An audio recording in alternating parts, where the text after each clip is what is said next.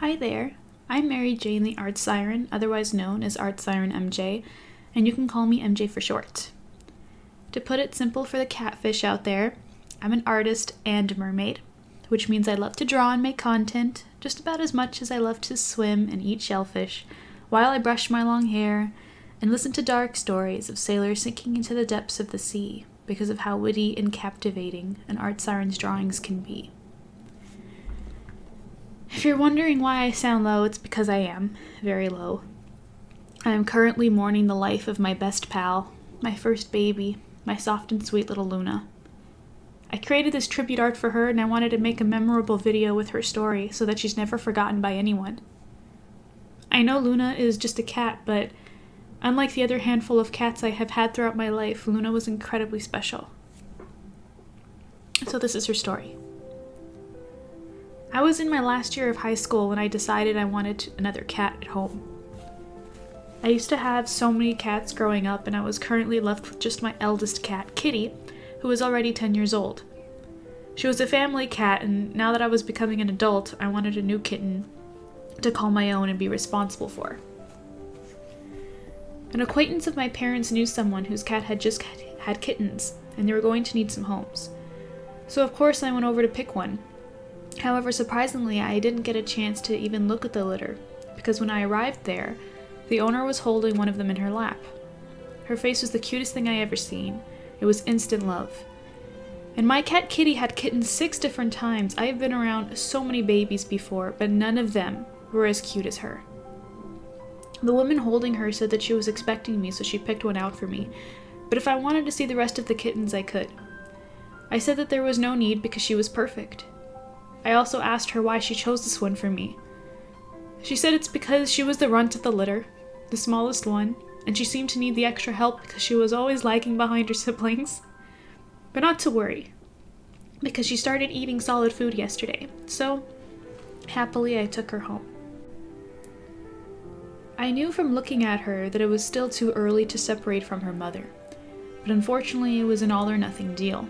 The kittens were being given away regardless if I didn't take her, so someone else would. I decided I would be her new mom. Luna at first was a temporary name. I always liked the sound of that name for a pet, but I hadn't fully decided yet until a few days later, when my boyfriend John called her a lunatic because of her silliness. She was a little lunatic. My sweet lunacy. Luna for short. The first few days I brought Luna in, she was so scared. She kept huddled up in a ball. Introducing her to Kitty was very cute because Kitty was shocked to have seen a kitten for the first time that wasn't hers. But she was a very kind granny to Luna. Because Luna was so frightened, I kept her with me at all times. I would put a blanket or a pillow down for her, put her on it next to me while I did literally everything. I didn't realize at the time that I was unintentionally training her to stay by me 24/7 because very shortly after, and for the rest of her life, I wouldn't have to do anything to get her to follow me and be with me all the time. If I would leave the room, so would she. If I put down a pillow or a blanket, she'd crawl on it before it was even laid out straight. And if I left the house, she would cry for a little while and then sit by the door for hours until I came home. And I can confirm this from family members' stories when they were still in the home and I wasn't. It always broke my heart every day that I had to leave, and I always did what I needed to as quickly as I could so I can come home to her faster. Luna loved playing some form of catch. Anytime I would throw something, a pillow, a ball, anything, she would run and chase after it, sometimes catching it in midair. It was really funny, but then she would never bring it back to me no matter how hard I tried. She would just wait by it, staring at me, expecting me to go pick it up and throw it again. We did this a lot. I also used her treats to teach her how to give me a high five, and when I'd ask her if she wanted a snack, she would meow extra loud in excitement. But one of my absolute favorite things Luna did was something called wool sucking. This is when cats will suck on a piece of fabric and squeeze it, similar to a kitten nursing on their mom. This is something that happens when kittens are separated from their mothers too early. It's a way they comfort themselves. It can be a problem if they do it on fabrics that they can swallow or if they're doing it as a habit due to stress, but this wasn't the case for Luna. She only did this on a certain blanket, the one that was my bedsheet at the time I brought her home. And she only ever did this if I was in the bed with her. I thought she would grow out of this, and when she grew up, she wouldn't do it anymore, but she never stopped. All her life, if I brought that old blanket out and lay down with her, she would come to cuddle, squeeze it with her paws, and suck on it until she fell asleep. That blanket had a stain on it that could never wash off from the years of her constantly sucking on it, and I will never throw it away. Luna would wake me up seconds before my alarm every day by pressing her little paw in my chin. She would sit in the sink when it was time to brush my teeth and play with my feet when I was brushing. She would push my face away with her paws when I gave her too many kisses. She would sleep under the covers like a tent when I would read manga before going to sleep. She would always hog my chair and make me sit on the edge of it so she could stretch out and purr against my back. Luna sometimes ate food with her paws, picking up bits and eating them off her paw like a little person. She would chase Kitty constantly and give her the exercise she needed. Luna would even clean up after her and cover her poop with sand because Kitty often neglected to do it herself. Luna would always go to the bathroom with me too. Since her litter was in the bathroom, she'd time her needs with mine and we'd do it together. And if she finished before me, she'd jump onto my lap and cuddle until I was done too. She always got angry whenever I bathed or showered, and she'd try to rush me out. She may have thought I was in trouble or something because she'd complain through the whole thing and then cuddle up a storm when I came out as if I came back from war. She also hated the vacuum. She'd hiss and run from it like her life depended on it. I always liked to give her a warning by letting her see and smell the vacuum before I turned it on, so that she could have time to go hide somewhere she felt safe. Luna always wanted fresh cereal. If she didn't think what she had was fresh enough, she would empty it with her paws by purposely pushing all of the bits out of the bowl so that I would refill it with fresh stuff. It was annoying, but very funny. She would ask politely to have some of my chicken when I would have lunch. Never fish though, she never liked fish. Luna was also very shy. Anytime she heard unfamiliar voices, she'd find a place to hide, and she was really good at it. I would find her in the most creative little spots. You wouldn't know there was a cat in the room if you weren't looking for her. Luna also sounded like a person when she meowed. She had a sound for every emotion and means of communication. If she was annoyed, she sounded like it. If she was happy, she sounded like it. And every time I came home, she'd meow loudly 20 times in a row as though she's telling me a whole story of what I missed. Sometimes I'd talk to her. She'd meow, I'd respond, then she'd meow again, I'd respond. We'd do this for like 10 minutes. Anyone who had the chance to witness our exchanges all thought it was amazing. Luna also thought John was her boyfriend.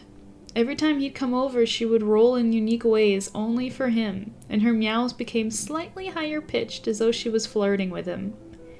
But she had self-respect, I suppose, because John never got the pleasure of a tummy rub. Tummy rubs were only for me. One time, a relative accidentally let her out without my knowledge while I was gone. When I came back, I looked for her frantically in the area. I was able to find her because when she heard my voice, she began to cry.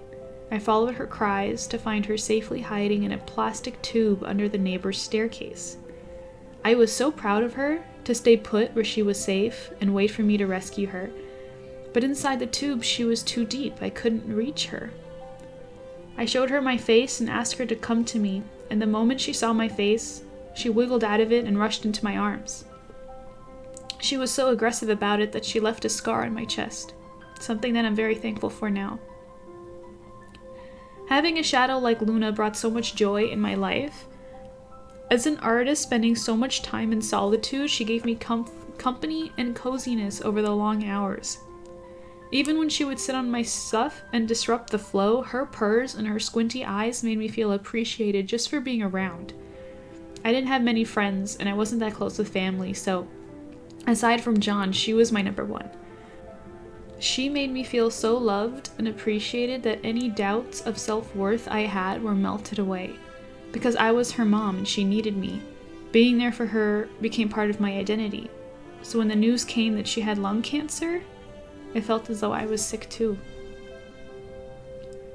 It was sudden and fast. Luna was only 9, and like a blink of an eye, one day she was giving me her usual headbutts and purrs while I combed her fur. The next she couldn't breathe properly and was dying. We spent a lot of money trying to help her, but there wasn't anything that could be done. I was worried that I'd be unable to cope without her. It's gonna be so lonely when I'm drawing, and who's gonna greet me when I come home? Who's gonna sit on my chest in the mornings? Who's gonna hug me when I'm in the bathroom doing my business? Only Luna can do these things. On September 11, 2022, I was in the room when it was time to say goodbye. She was skinny and weak. I gave her her favorite snacks, and we talked about how she would join Kitty in heaven, who had passed of old age just 3 years before at 17. Luna saw one of her blankets that I brought and left on the chair behind me. She instinctively tried to jump on it from the table with an IV attached to her with barely any strength, because that's what she always did since she was a baby. She would sit on her blankets that I put down for her like a good girl. She huddled up against me after I told her I loved her, as she was euthanized. Her weak little head slowly fell limp in John's hand, and in less than a few seconds, I felt her warmth leave her body. She was cold, and she had finally left me for the first time. I didn't know what to do but cry. I wondered if I cried hard enough, God would revive her for me. She was limp in my arms, and her little pink nose was dry and blue. It messed me up so much I couldn't let her go. I felt like I was abandoning her by letting them take her body away forever. I never felt such a great sadness. It made all of my problems before this look insignificant. Like I could handle anything now because nothing would hurt more than losing my little Lou. My little Lulu. But as hard as it is, I find comfort knowing that she can take deep breaths again now.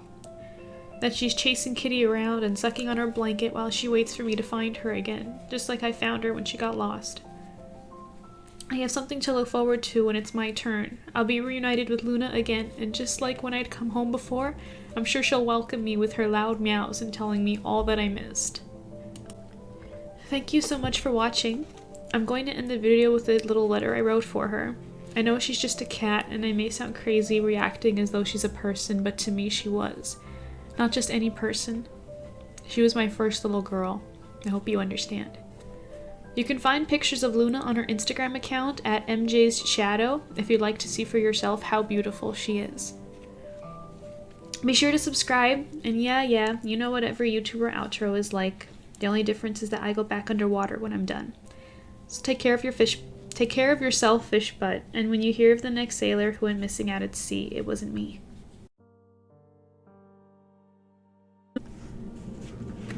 Luna, I know you're just a cat, and you wouldn't understand me if I told you this while you were alive.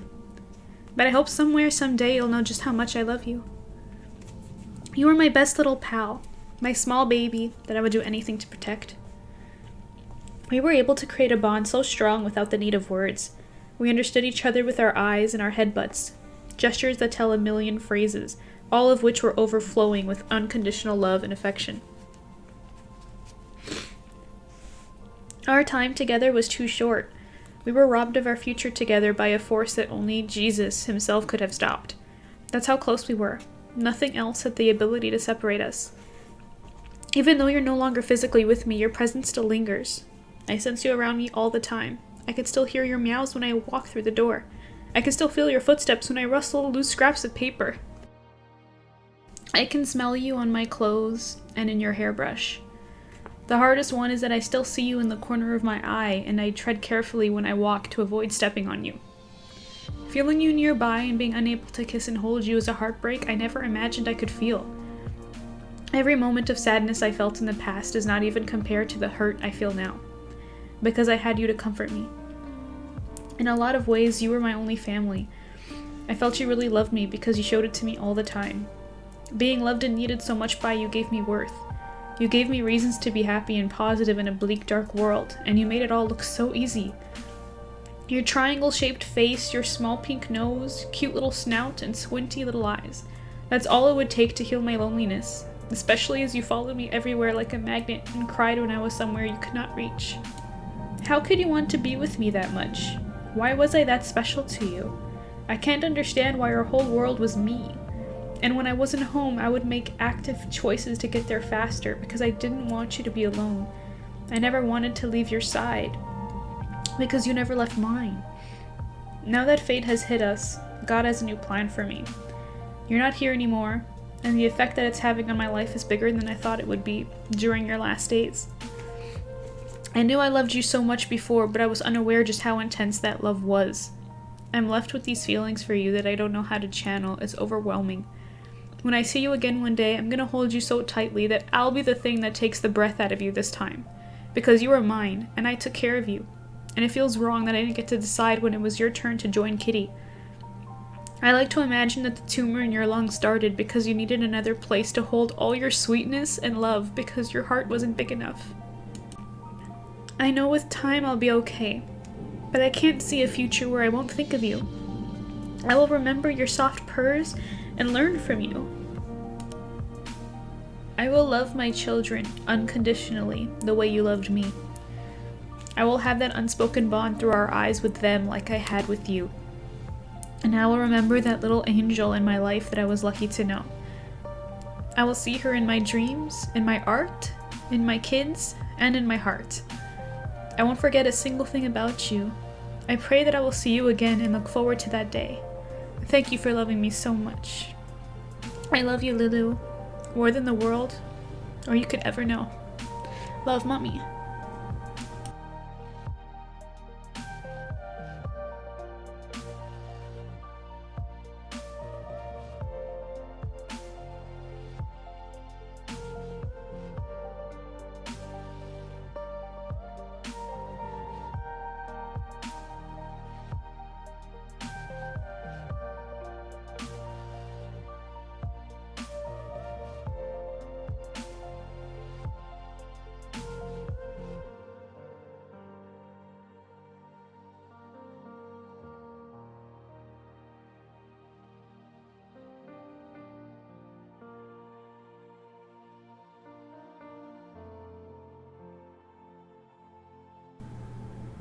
I love you, Lulu.